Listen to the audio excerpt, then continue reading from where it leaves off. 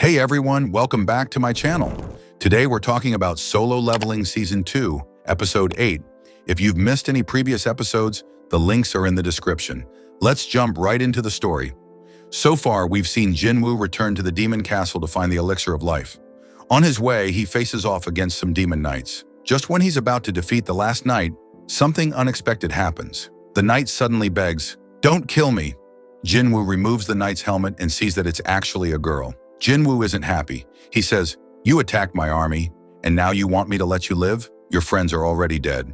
The demon girl, named Essel, says that protecting her was their job, so even if they died, it doesn't matter to her. Jinwoo thinks she's being really selfish.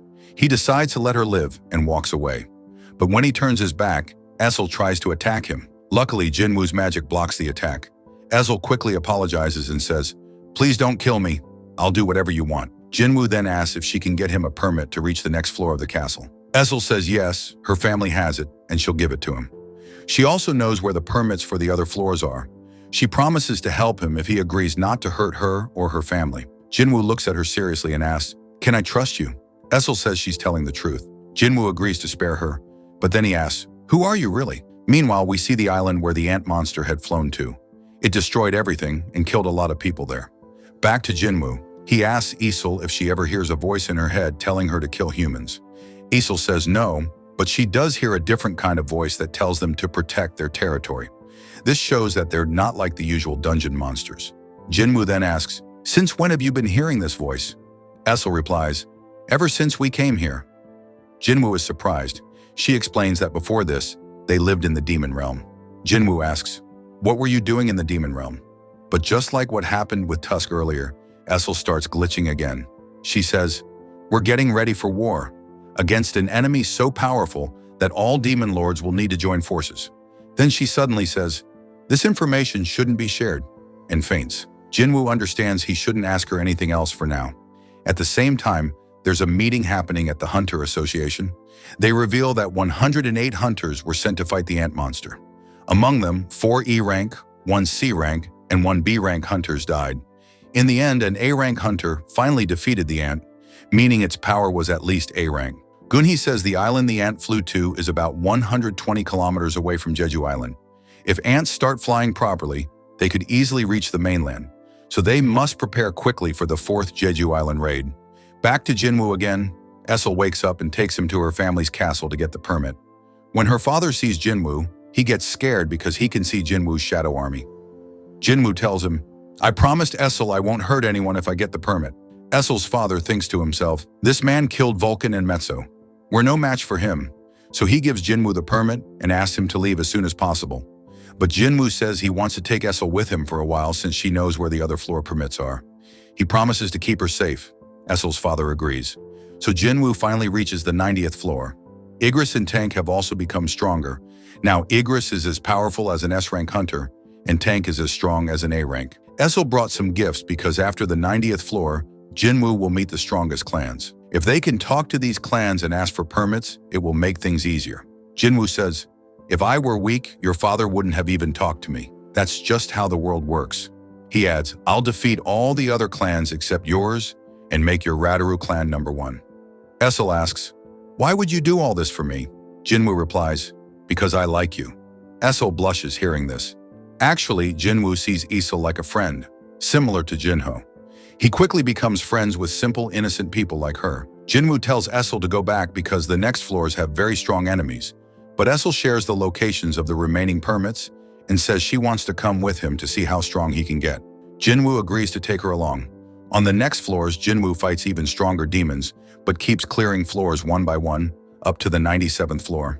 Meanwhile, Choi and Cha Hai-in hear that the Jeju Island raid mission will happen again. All the country's S-rank hunters have been informed. Cha Hai-in thinks Jinwoo will join the mission too.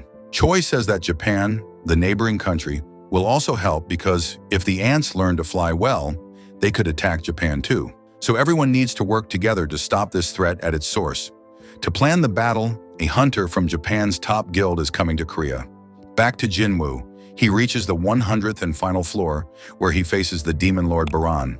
Baran sits on a huge white dragon and has a very strong presence. Baran summons his demon army, which surrounds Jinwoo and Essel and attacks them. Jinwoo creates a special space called a domain, and his shadow army appears to fight the demon army. Tusk alone burns hundreds of demon soldiers with his magic. Essel is shocked by this power. She thinks, Baran is the demon monarch here, and Jinwoo is an intruder. Whose side should I be on? Baran then attacks with dangerous lightning from the sky, and Essel almost dies, but Jinwoo saves her. Jinwoo knows if his soldiers keep dying, his energy will run out soon, so he must defeat Baran fast. Jinwoo disappears and attacks Baran, but Baran blocks it and fires a powerful laser. Jinwoo calls Tusk and Igris to help. Tusk stops the laser with his magic, and Jinwoo uses his dagger to cut the dragon's neck. Baran falls down. Meanwhile, there is a hunters' meeting where Goto, the master of the Draw Sword Guild, is present. Draw Sword Guild is a big guild from Japan with 11 S-rank hunters, making it the second largest guild in Asia. They have come to help Korea with the Jeju Island mission. Goto's translator, Hanakawa, explains that flying ants only live for 1 year. So if they kill the queen ant, all the other ants will die within a year. From the last 3 raid missions, they also learned that these ants are attracted to strong enemies. They can use this to their advantage in their plan. So 10 out of 11 S-rank hunters from the Draw Guild, including Goto, will join the mission. They will attract the ants' attention while the Korean team focuses on killing the queen ant. Meanwhile, Jinwoo keeps fighting Baran, but his mana, energy, is running out fast. Tusk, Iron, and Igris attack Baran together. Tusk attacks Baran, but Baran blocks it and grabs Jinwoo by the neck. Then Tusk attacks again and saves Jinwoo. By now, Jinwoo's mana is completely gone, so he can't call any shadows to help. He has to fight Baran alone. A fierce fight happens. Baran is very strong and gives Jinwoo a hard time. Baran knocks the dagger out of Jinwoo's hand, leaving him without a weapon. Baran gets ready to finish Jinwoo with a powerful blast from his mouth, but Asil throws her spear at Baran and distracts him. Jinwoo uses this chance to tear off both of Baran's arms and then punches hard, cutting Baran's head off and killing him. With that, Jinwoo finishes the Demon Castle mission. Jinwoo tells Asil to go back and tell her father that their family is now at the top rank, and that's where this episode ends. So friends, Jinwoo killed Baran and completed the Demon Castle mission. Will he get the elixir of life to heal his mother? Will he go to Jeju Island next? To find out, make sure to watch the next episode. If you like this video, please give it a thumbs up, share your thoughts in the comments, and don't forget to subscribe and hit the bell icon. See you in the next video.